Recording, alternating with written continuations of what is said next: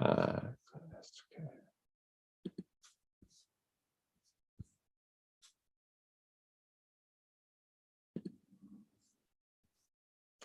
Hello, everybody. Welcome to Pulp Factor. We're gonna hang out and chat for a little bit, and then we are going to go on with the show. I'm just going to enter some information here into the description.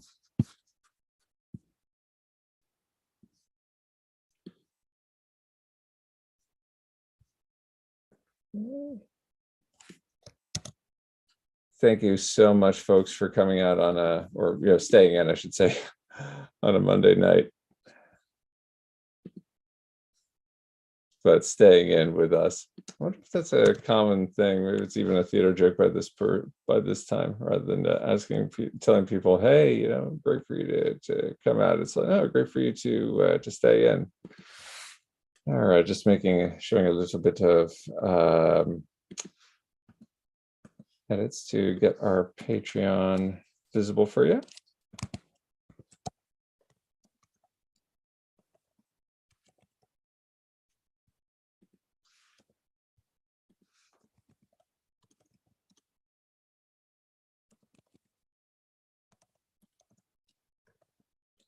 Really, really happy that we're doing Patreon, folks. It's exciting and very, very rewarding. Yeah, go figure. It's going to be a way to build community and get some funding. And Pulp Factor is not made for kids. Silly rabbit. And good. If any of you who have done a YouTube channel know what I'm talking about. Although I think kids would enjoy what we're doing, but you got to then go through a bunch of stuff explaining why it is for kids. Strange. Okay, let's take a look at the video. All right, great. If you are signed into Google, please write something in the comments so I can say hello to you.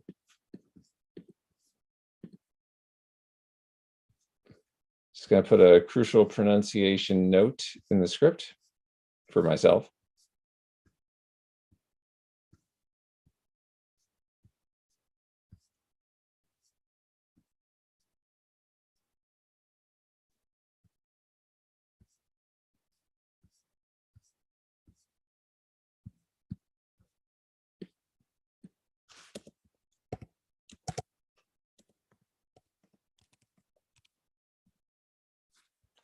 Okay, I'm just going to check some Facebook messages, make sure that everybody has the link who asked for it.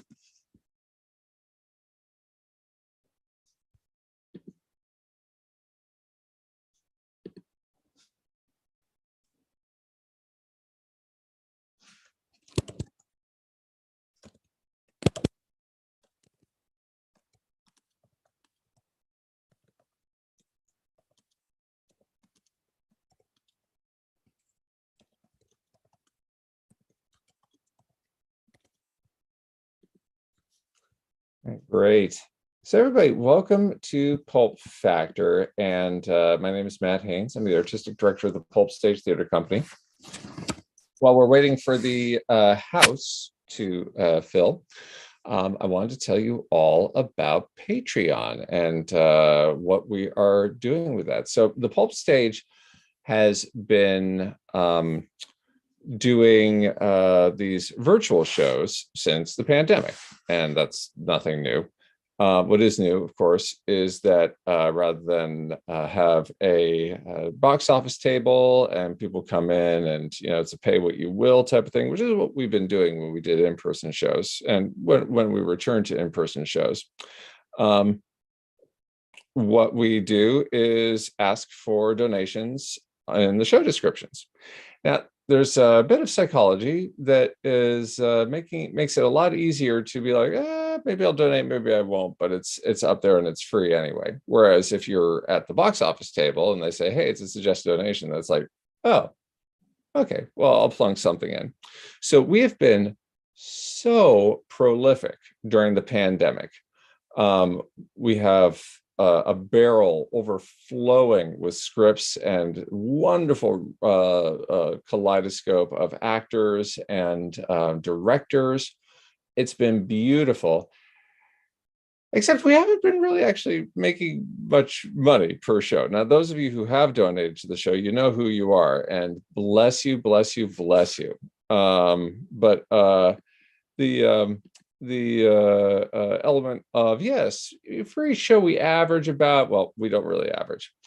Patreon is a wonderful way to help us out and give us some consistent income as we continue to mosey along. We are planning on going back to in-person shows in 2023 and are very excited about that. And in the meantime, isn't it nice to build community with Patreon? Now, those of you who might not know what Patreon is essentially a fan club that you subscribe to. So for $3 a month, you can, as little as $3 a month, I should say, you're certainly not limited to it. The Pulp Stage, for as little as $3 a month, you can get to be in our Hall of Fame, and now is as good a time as any to read out who our Hall of Famers are.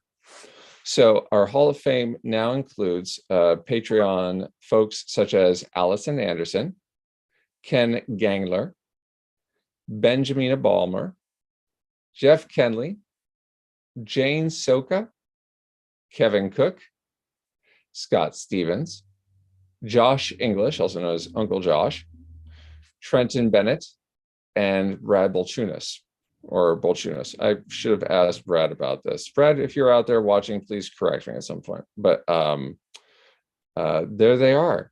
I would love to include you in these pre-show announcements and having your support. Now, that's just at the $3 level. Now, at the $7 level, you can not only be part of our community, get the shout outs, be part of discussions and special goodies that come occasionally to all the people in the Patreon site, but you also have the power of influence in terms of the prompts that we give some of our playwrights.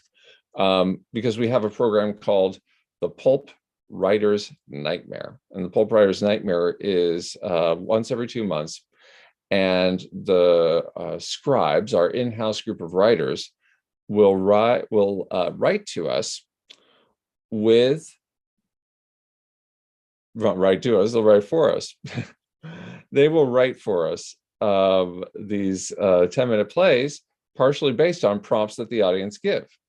So one of the prompts at some point previously was hydration, another was Wordle, another was stuck in traffic, and lo and behold, these wonderful plays come up. We call it the nightmare because the playwrights have some very challenging challenges that they have to work with. Okay, it looks like we are just about ready. I'm just going to double check on a few things, make sure that everybody. See, okay, somebody's having trouble accessing, so I'm going to just make sure it's clear to them. Okay, it says, Matt, are you having some technical issues? A bunch of us are headed to the YouTube, but nothing new is playing. Well, now that's something, isn't it? Let's make sure that we are live. Okay, so let's see here, youtube.com. And here we are. And your channel. Okay, let's try this again.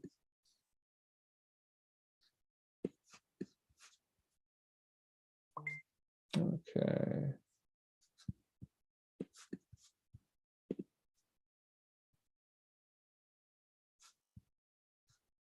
Okay, so here we go. Let's make sure that we got everything.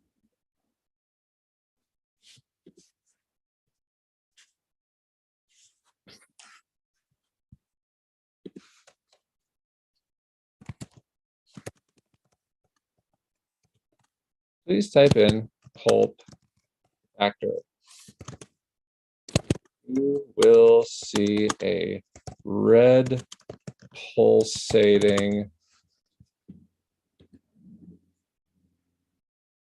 You're live. I had to refresh and click on a new thumbnail, but it wasn't obvious. I'm seeing you just fine. Shauna, good to see you. Scott, good to see you. Let's make sure that we got Pulp Factor here. Yes, yes. Okay, you'll see live. It's so strange, everybody. We haven't run into this before, which of course is no excuse, but my true apologies.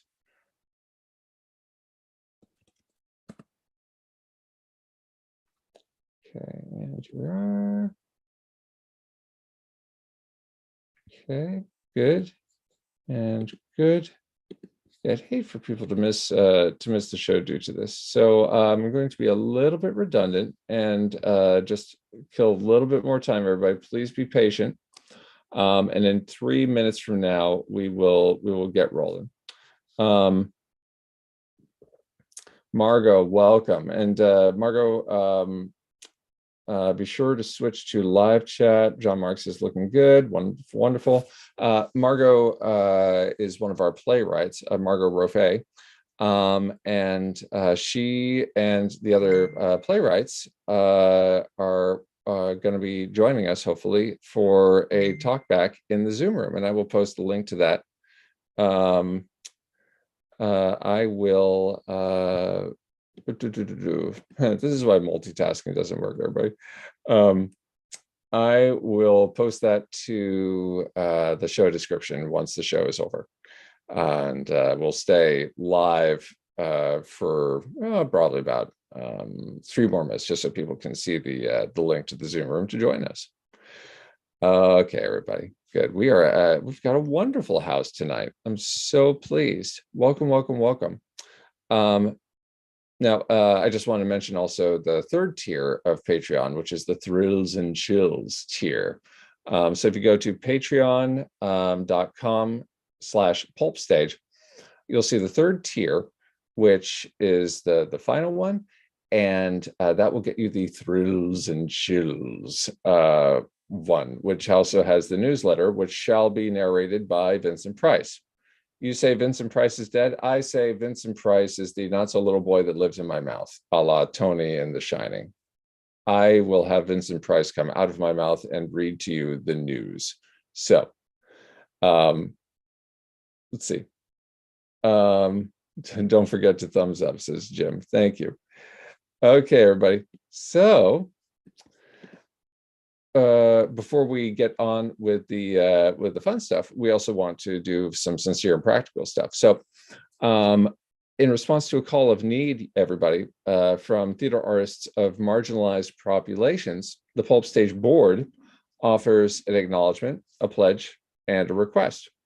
The acknowledgement is that we on the board of the Pulp Stage operate within the system of the United States, and this is a system that was originally designed, in part, to thrive off of the oppression, the exploitation, and the death of any person or population that was not white, heterosexual, cis male, and anyone who is not raised with significant financial, functional, and educational advantages.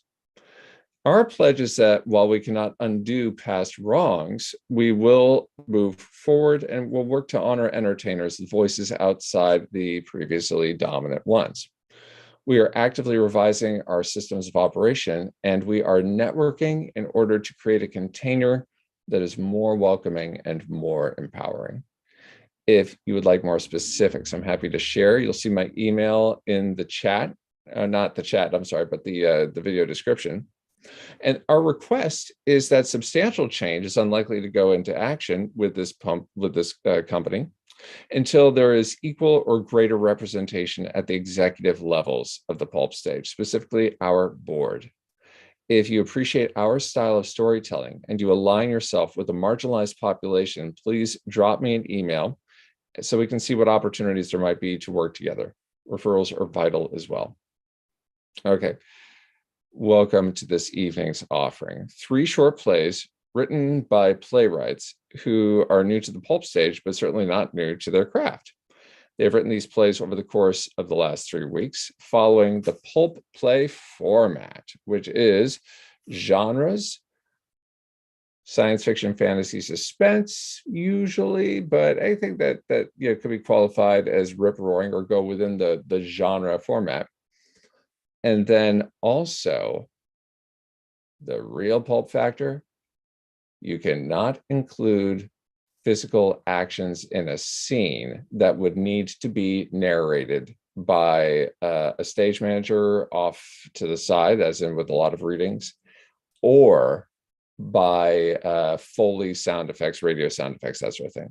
What we aspire to at the Pulp Stage is to develop scripts that are simply light it up on your tablet, begin to read, and a full, satisfying evening of theater is happening without the audience ever thinking, boy, this is great, but I wonder what the real thing would be like. No, this is the real thing. Let's see how it plays out with our first piece, which is called For World Peace by Nikki Lu.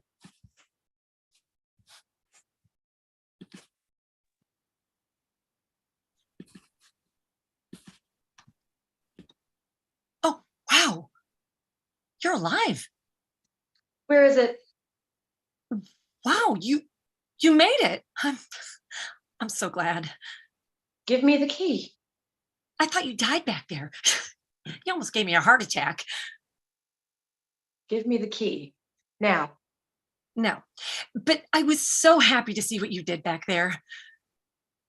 Just give me the key. I think you need to take a minute and pat yourself on the back for stopping a killing machine from ripping its master apart. Key, he's on his way here. Oh, I'm not too worried. I have his master here. But I'm happy you're here. Now that I know you can stop Subject X, we can go through with the official launch. Hey, did you just snap that key out of my hand? Sage, what are you doing? Give that back unless you're using that key to release him. Sage? You know, you were the one who invited my brother here to surprise me this morning. Mm-hmm. And he died because you threw him at Subject X, so you could run away. Mm-hmm. Yeah, I know. No need to point out the obvious. I felt bad. Being alone up here while watching everyone on the security cameras let the guilt eat me. But it's fine. He'll thank you in heaven when we release Subject X. His death won't be in vain. It's just me. It's on me.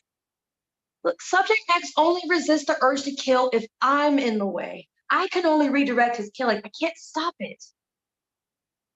Oh. You saw it?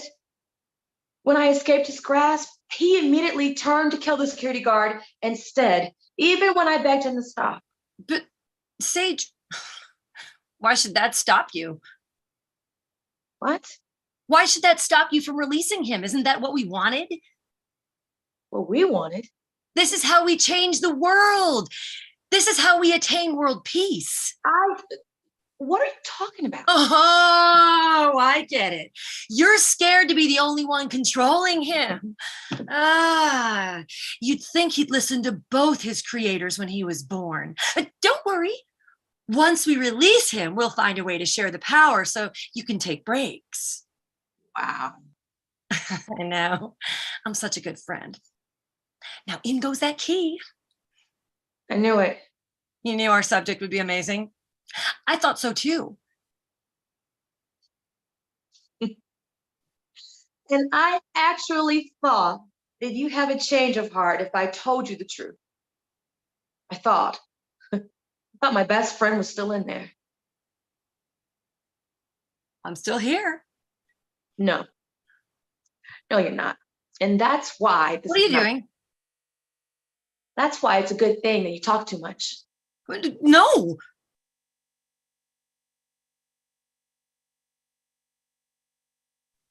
The lockdown sequence has commenced. All building exits are sealed. All staff and visitors are to proceed to the basement emergency exit. The emergency exit will close in 5 minutes and 33 seconds. Sage, take out the key. Turn off the lockdown sequence.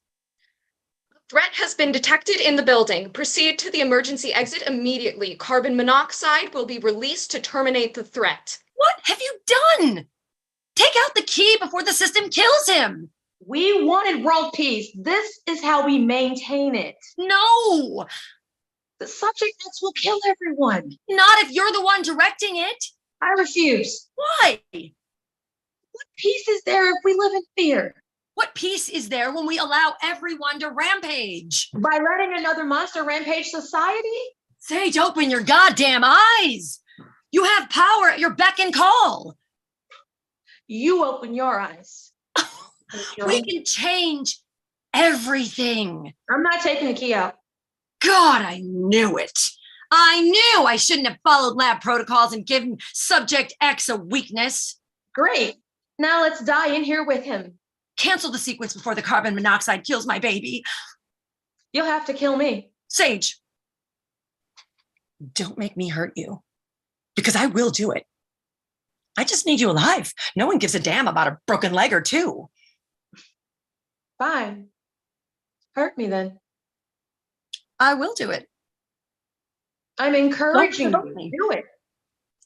No, do it. I I'm won't not playing stay down. games. I'm not playing games. Clearly you are, because you haven't decked me yet.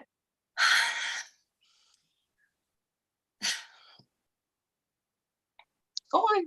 I'll let you have the first hit. The threat has been detected. All labs have shut down. Proceeding with the release of carbon monoxide in all labs. The emergency exit will close in 4 minutes and 37 seconds. You can't do it, can you? No, I can. I just, It's because you know if you touch me, then Subject X will break that door and rip you apart. then why don't you have him kill me and run away, you little wuss? You're right. I am a wuss. But I don't have the heart to face the world after creating that monster with you. Damn it! Why can't I? Sage, this is our chance. We built Subject X to keep the world under control. Our military won't have to go to war with him on our side. We built Subject X to help people, not to scare them into obeying us. We will help people. He will kill everyone. Sage, think about all the sacrifices you made to get here. Sacrifice? It really did hurt me to make all those sacrifices on your behalf. You want all their deaths to just be in vain? Sacrifice. What sacrifice did I make? Now, I never asked you to sacrifice anything on my behalf. I wanted to stay with my friends. I wanted to live with my brother. I wanted our coworkers to live a happy life. Who was the one who ripped that away from me? I said I felt bad. Bad? I want the world to live a peaceful life, even if that means hurting myself when sacrificing others. You felt bad. Then why didn't you come back to help us when our friends were being ripped limb by limb? You were hurt. Then why did you throw my brother at that monster so you could run away with the key? No, don't say you feel bad. Don't tell me you were hurt. And especially don't give me some bullshit that you want the world to be peaceful. You want world peace when you're the one causing all this chaos. The threat has been detected. Shutting down all offices. Proceeding with the release of carbon monoxide. Exit the building immediately. The emergency exit will close in 3 minutes and 56 seconds. Over 100 killings, 90 robberies, and 87 murders in just 1 month of living here. And you still want to save this cursed place we call a world? Do you still think there is any good left in humanity? The evilist is standing right in front of me. Sage, look at yourself. You just escaped Subject X because he will only obey you. We have the opportunity to release him to the world and stop all this violence and hatred in society. You crazy asshole. Oh. He is the cause of violence right now. Violence doesn't stop violence. Oh, Sage. Ash. Sage. Come on. We're friends. I remember when we graduated together. Remember when you locked the only doctor in the company with the subject and left him to die? I know. Not my best moment. But I did it for you. I wanted him to come with us. It was still for you. Remember when we used to eat at a diner at 3 a.m.? Don't you still want that? Not with you. What about when we first joined the company? The worst decision I made. No. The worst decision you've made is taking that key from me. But that's okay. I forgive you. Because you're my friend. I'll forgive you. You can still stop yourself from making the worst decision of your life if you just take out the key. Never. Damn! I mean, when we first joined the company, we made a promise to ourselves. Screw that promise. No. We said we would create a life for ourselves and the world where... Huh? Come on. Finish the sentence. You know this one. No, you're wasting your nasty breath. A world where everyone can be safe. Oh, that is rich. That is so rich. Echeron, like that you want to create a world where everyone can be safe and you want to release a monster to keep them under control. The threat has been detected, shutting down all machinery rooms, proceeding with the release of carbon monoxide. Exit the building immediately. The emergency exit will close in 2 minutes and 49 seconds. God, you're so stupid. God, you're evil. Don't you want to live? Not with the things I've seen. Not when I helped you create that thing. You know I don't like to beg. Don't make me do it. It would be nice to see you beg. What a generous sight to see before dying. You just need to take out the key. That's it. Absolutely not. Sage. Echeron. Threat has been detected, concealing all hallways, proceeding with the release of carbon monoxide. Exit the building immediately. The emergency exit will close in 1 minute and 57 seconds. Do you want to die that bad? The threat has been detected near the emergency exit. The emergency shutdown sequence will commence. The emergency exit will now close in 59 seconds. No. What? No, I don't. I don't want to die. I really don't. Well, then take out the key. No, I won't. I don't want to die, but I won't take out the key. Why? 1 minute you say you're willing to die, and the next minute you want to live. What kind of logic is that? The emergency exit will close in 39 seconds. Because death is scary when you only have 39 seconds left to live, Acheron. Then take out the key. This isn't about the world anymore. I want to live too. No, I want to live. But what kind of life? What type of life would I be living if everyone lived in fear of the things we created? The emergency exit will close in 27 seconds. What good is living when you're only surviving? It isn't too late. Just take out the... No. I'm not talking about changing the world anymore. Doesn't matter. I've lost all faith in you. I can't risk letting Subject X out to the world. The emergency exit will close in 13 seconds. I want to live. The emergency exit will close in 10, 9.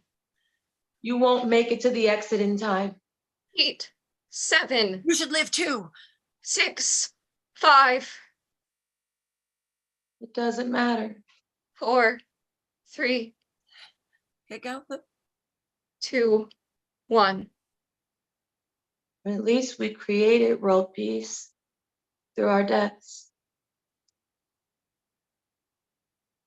The shutdown sequence will end once all life forms have been terminated, releasing carbon monoxide in all areas. The end. Next, the trial by Margo Rofé.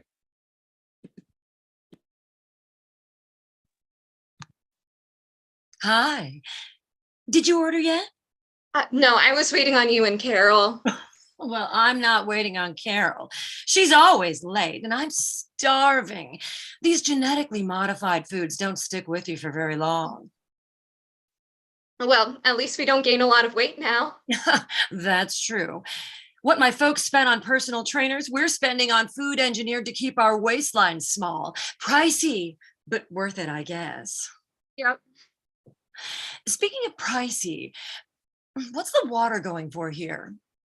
I don't know. I haven't checked yet. Diane, I would think you would have at least ordered the water.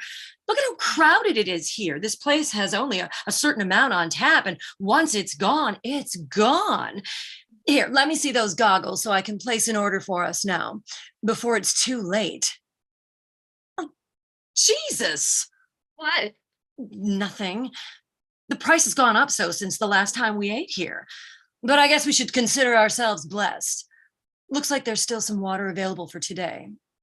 So what do you think? You think one glass for each of us will do it, or should we get a carafe? Wrath, Barbara? Yeah, I'm thinking a carafe too. See Carol coming now. Yes, I'd recognize her parasol anywhere. I think it's time for her to get a new one. Look at how the color has faded so.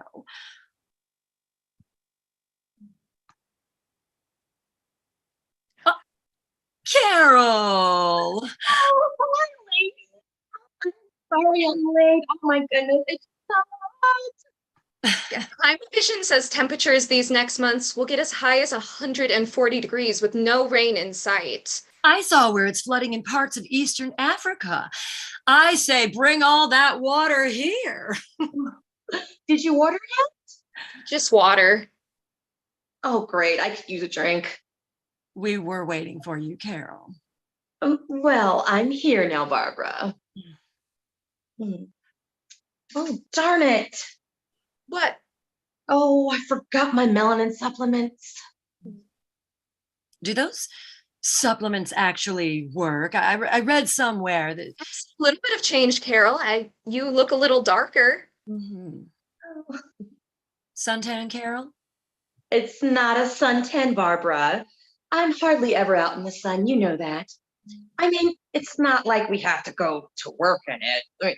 And when I do risk going out in the sun, like today, to see my good friends, as you can see, I cover myself from head to toe. Besides, Kyle is starting to see some darkening in his skin complexion, too. Kyle and not Walter?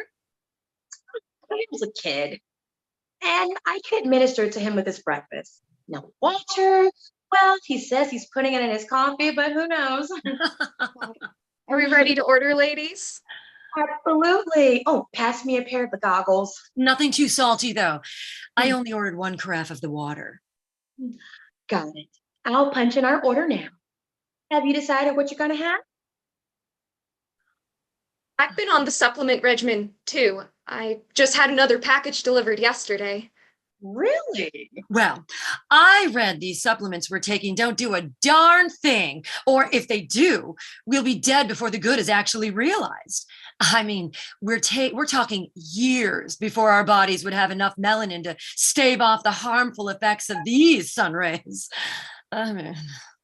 Oh, you're streaming science articles these days, Barbara. No, I read it in Cosmo. I'm thinking of getting the melanin treatments, injections. I saw an ad and... Injections available now? As someone told Bill, the research is incomplete because not enough of them were willing to participate in the clinical trials. Though I don't blame them. The other day, I heard of an interview of, shoot, I forgot her name. Anyways, she was saying that they were once used for other very harmful experiments, like decades ago. Where'd you hear that, Diane? On one of those far center shows you listen to? Besides, who has time to wait for clinical trials anyway? Have you seen how the number of cases of melanoma has risen, especially among us? Yes, it's scary. John and I have gone to at least 10 funerals for friends and family members who recently succumbed to the disease. My Aunt Jenny is currently in hospice, as well as one of John's colleagues, all dying from skin cancer. Injections make you too tired? Me too quickly? I'm thinking the dark skin undertones might not contrast well with your red hair. I can dye my hair. And hey, remember food caterer, or server, whatever she was for Joanne's daughter's party? When we commented to her that we could hardly believe she was 70, she told us, "Black don't crack, honey." You remember that? Great. Barbara can be a youthful looking food server. It's the melanin. That's what keeps them from wrinkling and aging. It's the reason they aren't dying from skin cancer either. They have so much of it, you know? Isn't that right, Carol? Why are you asking me? So, what are we ordering here? Oh, the smoked salmon looks interesting. You're kidding, right? You'll be thirsty for the rest of the day. I'm surprised it's still on the menu. And remember, there's only one carafe of water per table. I'm still not sure what I'm in the mood for today. Here, while you ladies make up your mind, I'm going to the restroom. I've already punched in my salmon order. Don't forget to filter your urine then, like for later on.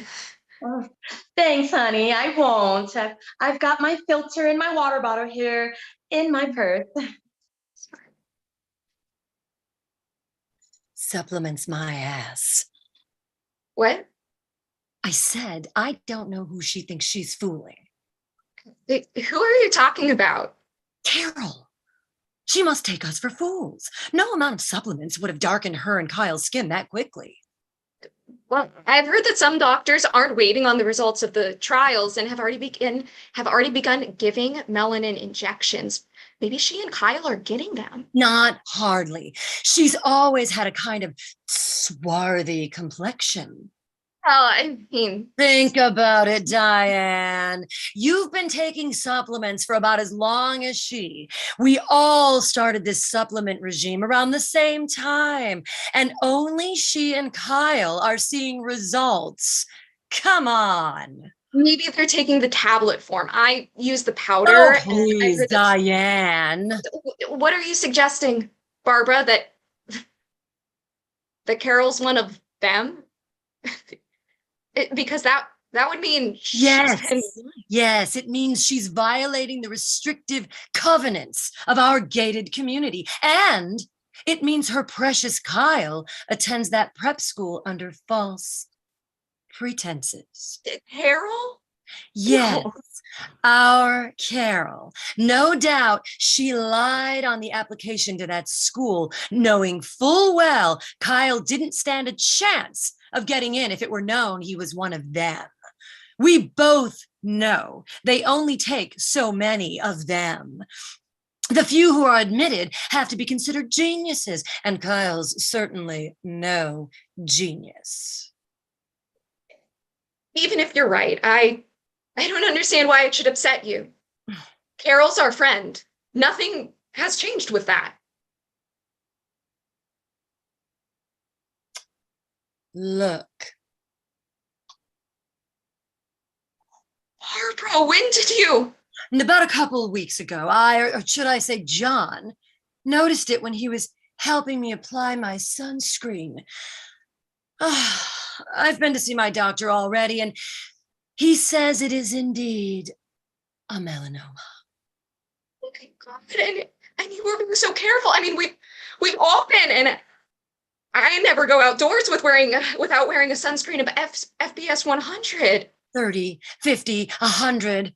None of that matters these days. Anyway, my doctor says my only chance of survival would be to start the melanin injections right away. You don't know, Barbara, they're so So what? experimental. Well, what choice do I have? I mean, you do know the melanin they're using for the injections comes from melisonites taken from those of them in prison, right? I do. That the process leads to overstimulation of the donor's immune system? Uh-huh. That the prisoner winds up with albinism or vitiligo? Yes. I'm not so sure I agree with the trial program. I mean, is using prisoners for the trial even ethical? Are they consenting to it? Oh, I don't know. Anyway, the doctor says I wouldn't have to participate in any clinical trial.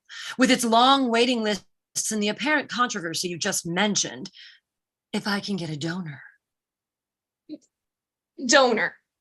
Where on earth would you find a donor, Barbara? You don't have that kind of relationship with any of them. Do you even know any of them? None of them lives in our gated community, and you don't work. But you're wrong, Diane. You're wrong. We do know one of them. Carol. I'm not so sure Carol is one Oh, of them. Diane, haven't you been listening? Clearly she's one of them. And she's been deceiving us all this time. Hell, apparently her whole damn family has. There are laws on the books to prevent them from doing precisely this sort of thing. And Carol's flouting them. I don't understand what you mean by this sort of thing, but look, even if Carol were one of them, I doubt she would consent to be a donor. I mean, if she were to come down with albinism or vitiligo in this climate, well, she wouldn't be able to venture out in the daytime again. She'd essentially be a prisoner in her own home. You know, it's one thing for prisoners who are already confined, but it's The just... fraud Carol's committed is criminal. So Our friend, Barbara. then as a friend, she should want to help, right? Besides, let me be clear. When I say she deceived us, I mean all of us, and that includes you. But as her friend, I am willing to continue with this little charade of hers if she helps me. And you have got to help me convince her. I do. Well, of course you do. You're probably the one who is most directly affected by her lies. Think about it. Wasn't your Jenny's application to that posh prep school rejected? Yes. Well, if Kyle hadn't taken that undeserved spot of his, your Jenny probably would have been accepted into that school.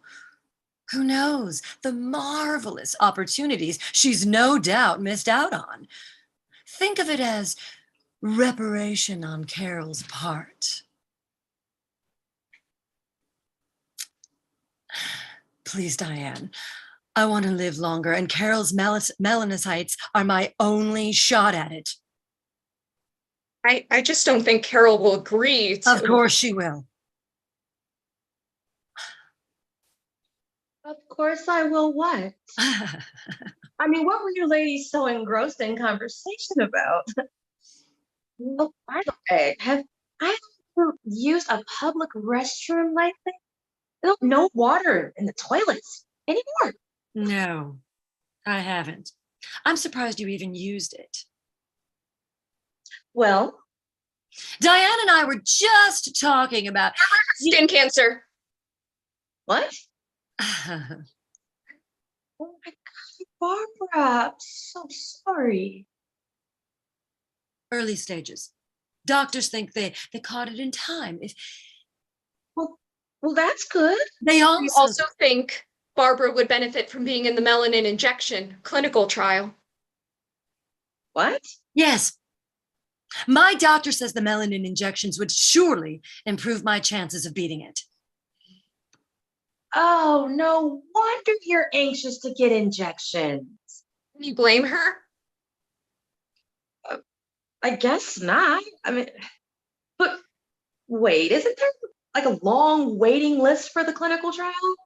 I heard there's a dearth of melanin supply because the court issued an injunction or something or another on the extraction of melasonites or from those of them serving time in prison. And I just don't get that.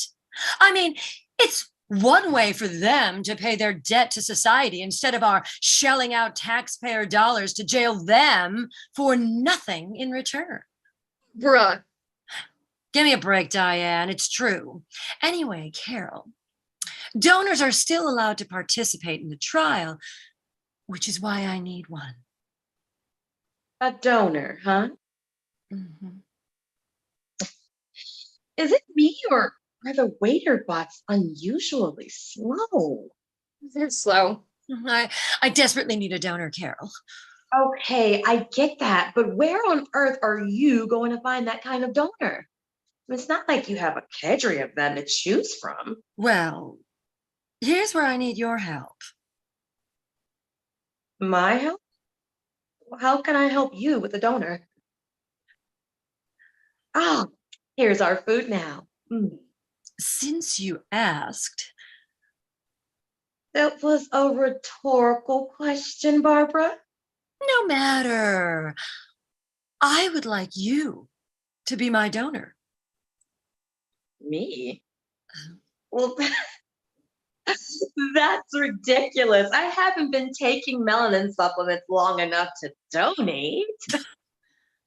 Oh, cut the crap, Carol. Excuse me? We all know that you're one of them.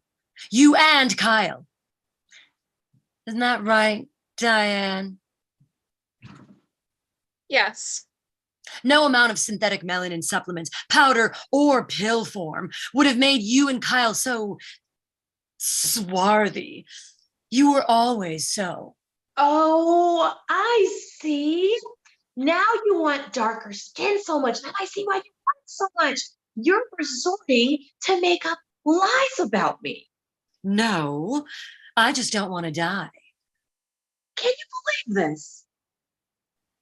It's the least you can do considering what you've done to us. Done to you? You're kidding, right? No, we're not. We know you've been passing Carol and, well, it's just not fair. My Jenny lost out on so much by not getting into that school. What? Does Walter even know? Is he in on it too?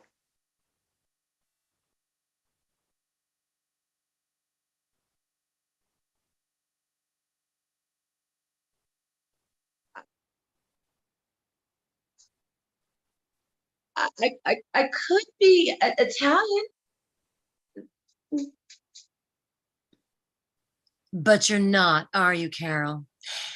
And are you willing to risk the scandal? I mean, think about it. Once it's out there, you'll have to undergo genetic testing. And if it comes back positive, well, You and your family will lose everything. You and Kyle will go to prison for breaking the law, and who knows, both you and Kyle could be required to participate in the melasonite trial program as a form of restitution. I mean, if the injunction is lifted. if you donate, Carol, Diane and I won't say a word about it. Will we, Diane? No, we won't. But I could end up in albino and confined to my house. Yes, that's true. But at least you'll be in a luxury home as opposed to a cell. And Kyle and Walter would still be able to go out. People know something's up by the virtue of my donating. I would be doomed either way. You'll be helping a friend in need. I mean, after all, how you've deceived us. You'll just tell anyone who asks that you've been taking the supplements for a very long time, long before they became popular, and they're working. Friends help other friends, Carol. That's right. And we'll be helping each other. I just, Your choice, Carol. Your choice. I, mm, mm, mm, mm. No, I expect this from Barbara, but from you, Diane? You have a choice, Carol. Do I? Do I really? Have I ever?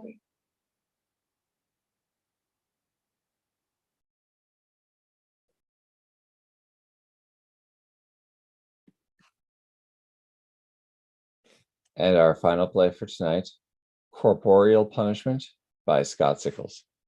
I also want everybody to know that I will be posting the link to the Zoom room after the show. So I will keep the channel live, and please do think of joining us for a talkback.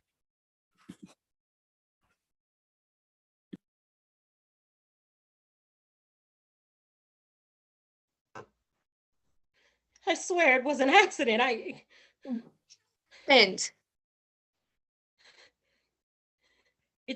I can't. just take a breath. Walk me through it. Okay, just give me a.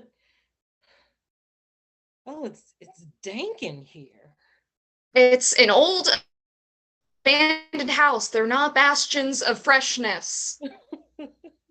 Bastions of freshness. The way you talk.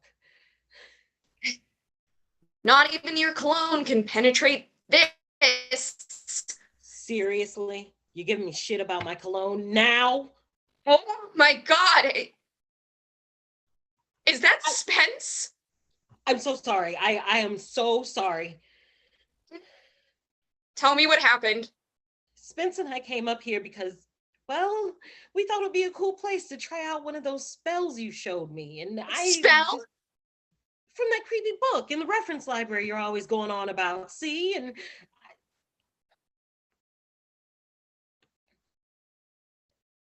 What kind of spell? It's a love spell, right? We were trying to make someone fall in love with someone else. After consent? No, that was the beauty of it. She totally consented. Oh, I mean, what did Spence need a love spell for? She and Annie were dating. We're over, yeah. Wait, I just saw Annie on her way to the shop. She didn't say anything about her and Spence. I didn't know you two were that close. Well, we're not, but wait. So did Spence fall out of love with her and you wanted to help her? This wasn't about Annie. It's true. Spence knew, Harvey. Knew what? About you, how you felt about her. And since things with Annie, they'd been going downhill for a while, and maybe it was the heartbreak talking, but she said to me, Harvey's really sweet. Sometimes I wish I felt the same way about her as she feels about me. And I was like, maybe I know a way to make that happen. And here we are. If I thought anything like this was gonna happen. What? So when you got here, what did you do? We recited an incantation as best we could anyway. I mean, who speaks Latin? Did it occur to you that if you're going to recite an incantation, it helps to have a basic familiarity with the language? Yes, Harvey, that's occurred to me since the beheading. Then what happened? Then nothing at all. And Spence was like, oh, well, worth a shot. Then we started heading out, and then all of a sudden everything got all cold and dark, but from inside us. And we tried to run, and the next thing I know, I'm coming to on the floor. And then I saw, oh my God, is what I saw. Stefan, are you okay? Harvey, Harvey, you're here. It's me. It's Spence? join me. Join you? So alone. Join me. Join. What happened? You don't remember? That feeling, that cold and dark, it came back, and that's all You don't remember what you said? uh, no, what did I? You said, join me, only your voice was different. It sounded like... You don't think Harvey, we need to get out of here. that Spence, I mean, she wouldn't.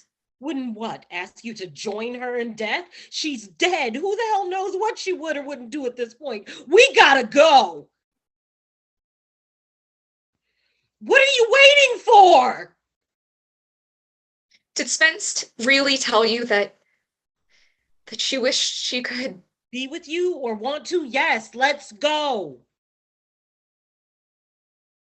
Harvey, come on. It's okay. I'm staying. I'm going to... You are? You know, why not? It's not like I'm ever going to get a better offer, right? And Spence, she was willing to try and change her nature. For me, I can't ignore or spurn her after that. I know what it's like, and I couldn't live with myself. Maybe I shouldn't. You're serious. You're really going to... How? I'll need my dagger. The old ceremonial looking one my parents gave to me. You said it was cool. Can you run back to the dorm and get it? I'm afraid if I go,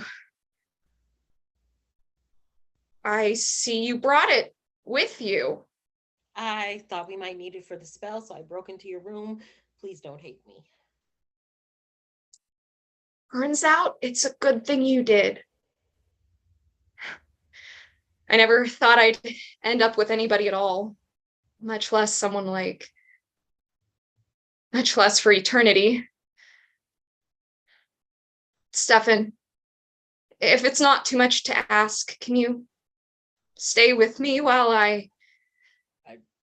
Of course, buddy. I wouldn't miss it for the world. Okay. Here goes. This is hard. Anything for true love, right? True, eternal love. Oh.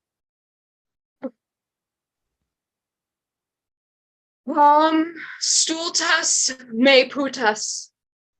Putas me hoc vere credere. Credis me non te torquetorum, quad me te cipere coneris. Tene, sever isium mea. Damn, that's beautiful. Yeah. Before I die, would you like to know what it means? Please. Okay. So, colloquially translated, how stupid do you think I am? Did you think I actually bought this? Do you think I won't make you suffer torment for this deception? Hold my beer. You are going to let me do it. You were going to watch while I killed myself. What? How could you even think? Well, yeah, I totally was. Why would you do that to someone? What? Some loser into offing himself? Why do you think? Because you can? Ding, ding, ding. We have a winner. It's one thing to get people to show me their weird habits and share their secret little affections, but this? Getting someone to choose between life and death? Damn, what a rush. Even someone like you, who's tried to off themselves a couple times. Someone who thinks their life is on track when they can't even get a date. And the truth of your life, Harvey, is that you're better off without it. Is that right? Oh, yes. You're just taking up space, man. Well, worth a shot. Grab the dummy. I carried it all the way here. If you're not going to kill yourself, least you can do is carry it back. That dummy is fabulous. Did Annie make that? Who else? It's really perfect. The neck even looks wet.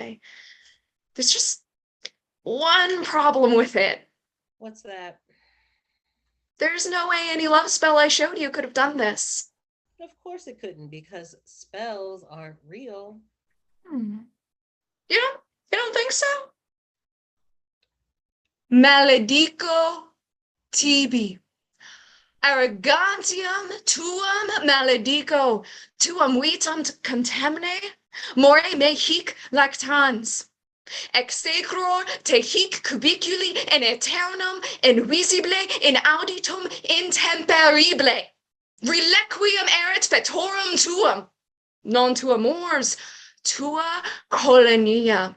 Odor suitatis eris in loco perdito, maledico tibi. Was that supposed to do something?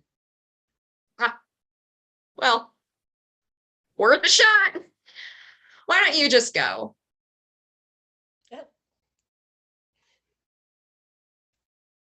What the hell? Oh, I guess it did work. Well, I'm gonna head out. What's happening? What did you do to me? In simple terms, Stefan, you're not here anymore. At least not on the same corporeal plane. Allow for me to translate for you again. I curse you.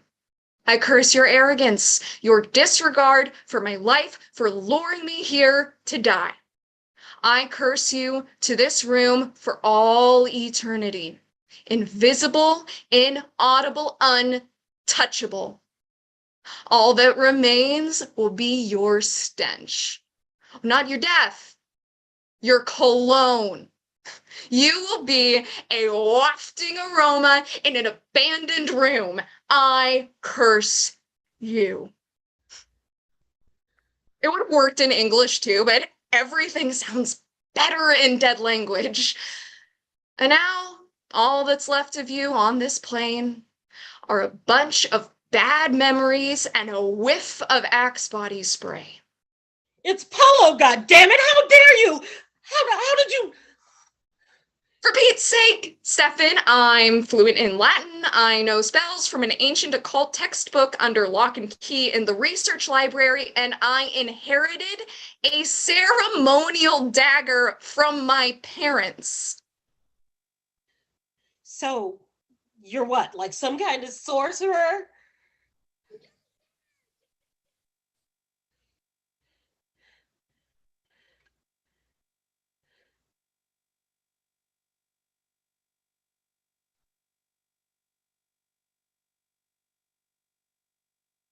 It's too bad Spence isn't here to see this. I mean, I would get a real kick out of it.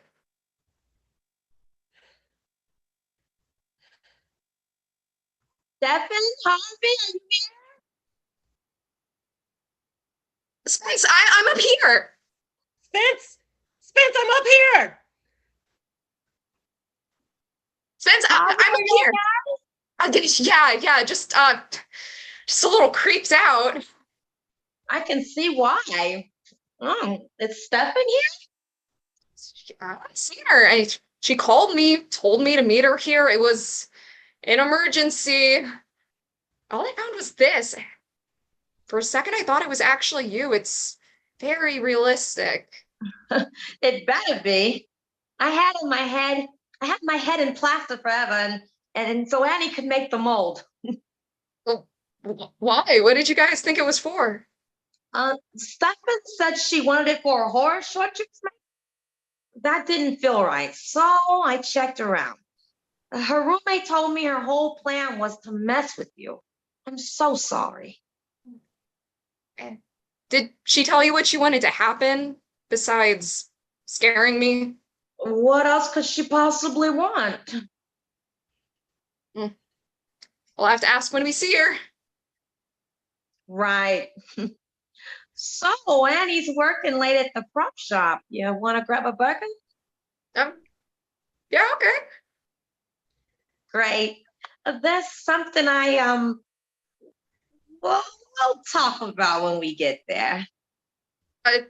Stefan told me you thought I had feelings for you. Of course she did. Just like she told me that you told her you had feelings for me, and she's playing us against each other. Right. So you and Annie, you didn't break up. Stefan said. No, Annie and I are fine. That's what I thought. And do you have, have feelings? Is that a problem? Let's get that burger. Stefan? Huh. I thought I smelled that cologne of hers. All I smell is dust. Hey, what should we do about? Leave it. It'll give the intruders a good scare. At least take the head. It's yours. I like the way you think. Spence, don't leave me. Come back here. Don't leave me here. Come back. Come back. The end.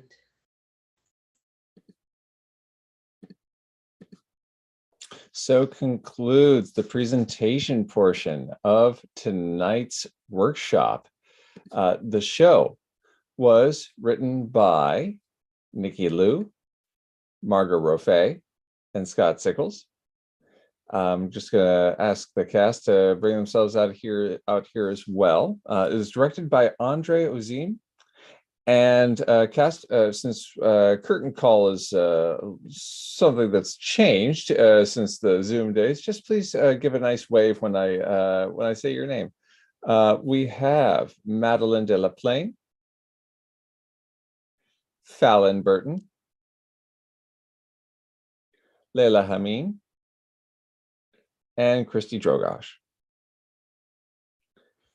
Everybody, there will be a talkback. You are invited into our Zoom room. Just know that if you'd prefer not to be seen during this live stream, to not have your video on when you come in to the room, because we will keep the live stream going for about 10 minutes afterward, just so that the video and the link don't get completely out there. I'm going to paste the passcode in just a second.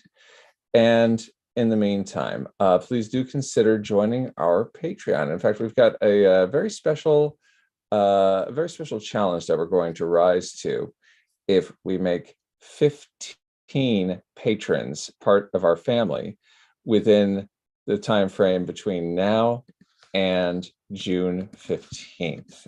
We've got a special stunt that we're going to do. So you now see, hopefully, the link to the Zoom room in the chat. And for those of you who will be leaving at this point, we'd like to close with the following idea. When a great piece of frozen media, movies, television, video games, books, paintings, when a great piece of this is created, the world has a treasure. But when we create moments of live delight together, the world has hope. And now, as much as ever, the world needs hope. So for everybody showing up tonight, please give yourselves and each other a round of applause.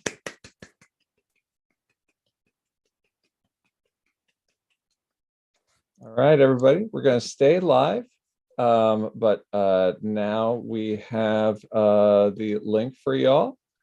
And if you'd like to join us, please come on down. And I believe the playwrights will also be in attendance as they can make it. So here we go. Yep, wonderful. Okay, Kate and Margo, welcome. And this is John Marks, everybody. This is our workshop facilitator.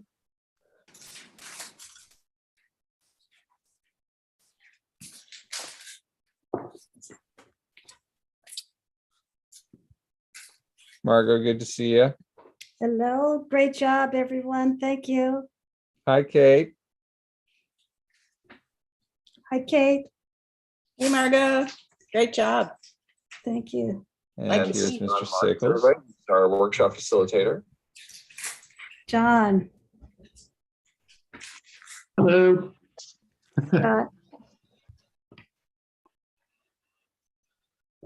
Good to see you too, Matt. Good to see you. What a wonderful journey getting from the initial interview, pitching this evening to you, and then seeing a whole new wonderful piece being born tonight. Just 3 weeks too. A little over 3 weeks. Heck yeah. Just to have water. Just have one. Now, Scott, you know that that's actually the title of a playwriting fest that we have in Portland. Wow. Jaw West. Just add Water West. Oh, I will look it up. Yeah. Excellent. Well, everyone, this is a combination of feedback for, in terms of the playwrights, in terms of what was clear about their pieces, and the story. I'm sure John has filled in you playwrights about this, but just for the audience members that are joining. And also just what we'd like to call the love fest. We can't really share cookies and wine or anything like that, but we can certainly share praise, sincere praise, and celebrate each other's work tonight, which is always worth it. John, since you are the facilitator of the workshop, are you comfortable just getting the ball rolling? Sure. Well, I just wanted to say, first of all, to the actors, you all did a wonderful job bringing these to life. I watched it with Julie, my wife, who hadn't seen any of them yet, and she was pretty into them. She really enjoyed them. Yeah, it's really something. Having seen these from the beginning and now seeing them with you all acting them out quite realistically, really nicely done. Really, really good work. And I also, to the playwrights, I just wanted to say I'm going to miss you. Really enjoyed these sessions the last few weeks. And I mean, wow, just thinking of the first drafts and then seeing them coming to life tonight, came so far in just a month. So congratulations. Hope you all feeling okay about it. Yeah, I'll open up the floor. Any specific things that stood out that you all liked? Actors, audience, playwrights?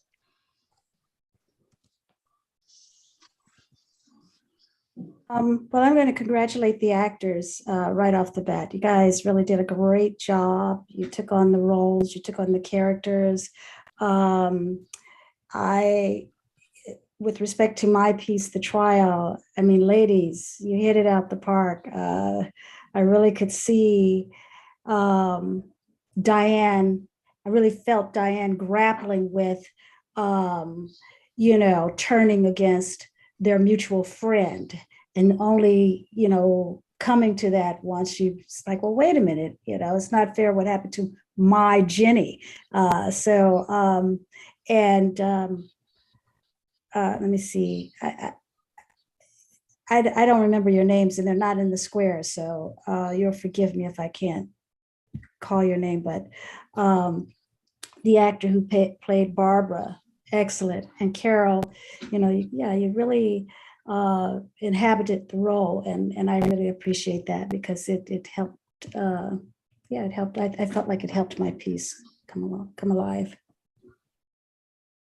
I really enjoyed doing your piece. I would say that was one that was definitely like the first read through. It, like, in a very good way, it made me uncomfortable in a good way. Kind of almost like one of those, like, it kind of had almost like a Black Mirror episode vibe. Like, that it seemed totally plausible, you know, Mhm. that something like that could happen in the future. And it was simultaneously like just so dehumanizing too, but still plausible, that made it so uncomfortable in all the right ways. So I was really excited and a little nervous to work on this piece because of that. But I had a really great time, and I hope we did it justice. You did. And the fact that you felt that way means a lot, because that's what I intended. Whatever I write, you know, I consider myself an activist playwright, and whatever I write is to make people, you know, it's to be provocative. Yeah. And to make people think. And so the fact that you felt that way, you know, means a lot to me. Thank you. Yeah, you're welcome. It made me think of Cosmic Slop. Of what? It made me think of Cosmic Slop. I'm not familiar with that one. Yeah. Cosmic Slop, it was this piece. Who was in it? I think I know like George Clinton was the narrator.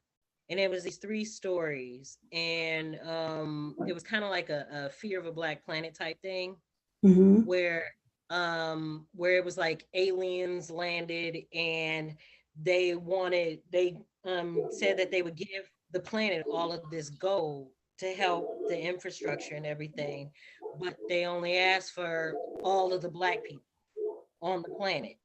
Oh, okay. Yeah, I was not familiar with that. Yes. Okay. It came out, I believe it came out in the late 80s. You might be able to find it on YouTube. Last time I saw it was on YouTube. Okay.